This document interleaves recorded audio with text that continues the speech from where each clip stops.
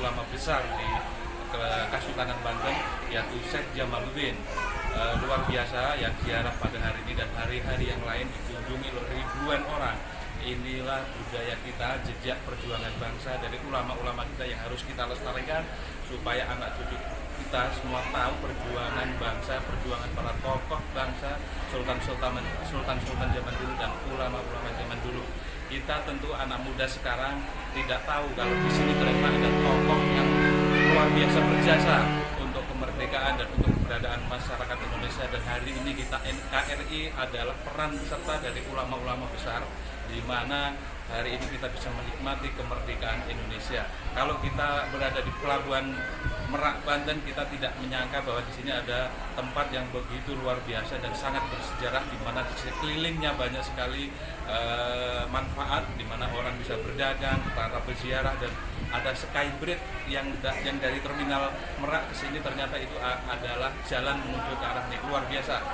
Saya akan wawancara dengan tour leader Ustadz Ali Menes yang setiap hari pekerjaannya adalah membantu para peziarah dari seluruh Indonesia.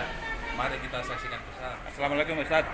Waalaikumsalam. Boleh diceritakan Pak perjalanan wisata religi hari ini tadi dari Syekh Maulana Hasanuddin, putranya Maulana Yusuf dan sekarang Syekh Jamaluddin. Bisa diceritakan siapa mereka Tan? Iya. Alhamdulillah kita pada siang hari ini rombongan ziarah ya wisata religi yang tergabung dalam sholat subuh gabungan Korwil Citayam meliputi Kecamatan Cipayung, Kecamatan Pancoran Mas dan beberapa kecamatan termasuk wilayah Kecamatan Bojonggede. Alhamdulillah pada kesempatan hari ini bisa melaksanakan acara ziarah ya wisata religi.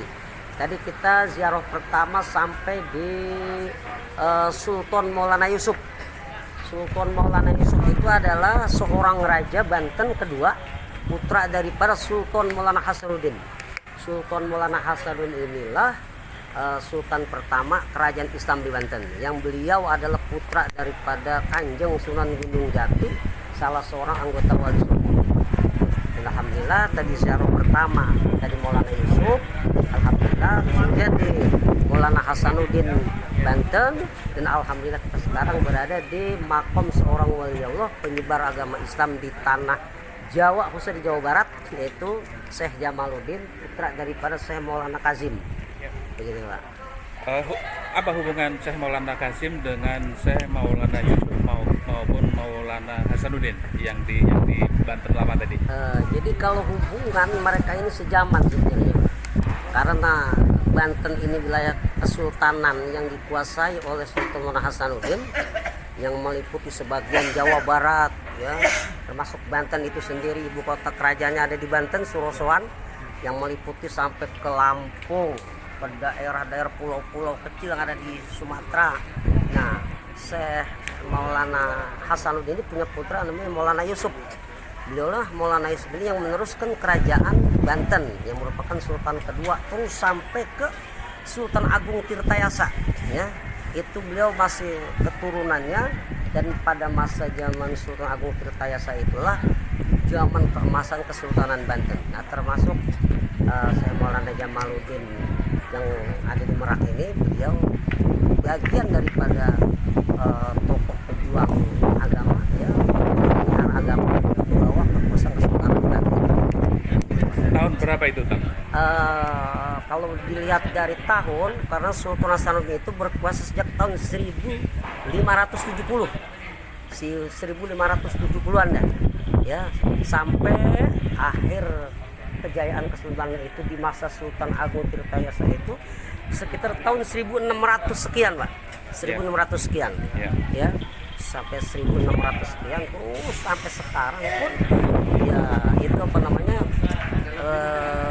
bekas-bekasnya itu masih tersisa gitu Pak. Dari pengalaman Ustadz nih, setiap kali mengantar para jamaah sudah berziarah ke tempat-tempat itu, berapa dalam setahun berapa kali dan jumlahnya berapa orang setiap kali berjalan Pak? Alhamdulillah Pak, kalau masalah ziarah saya kalau dihitung sih nggak kehitung Pak, karena saya ziarah ya terutama yang ada di sekitar Banten sampai Wali Songo sampai ke Madura ya, Itu saya ziarah itu setiap tahun pasti itu bisa 3 kali 4 kali Pak. Dan ini saya ziarah ini dari sejak tahun 87 ya. Sejak 87. Sejak masih saya dituntun masih anak SD gitu Pak. Alhamdulillah sampai sekarang udah turun temurun dari kakek orang tua, udah berapa generasi saya di. Jadi Ustadz Ali ini tour leader di bidang wisata religi. Wisata religi. Kira-kira begitu ya. Iya. Nah, Tat, hikmahnya apa Tat dari perjalanan spiritual ini? Hikmahnya Tat? Masya Allah, hikmahnya banyak Pak, luar biasa. Kesatu ya, ya kalau kita bicara cerita tentang ini sih ya sebenarnya sih nggak pantas kita ceritakan Pak.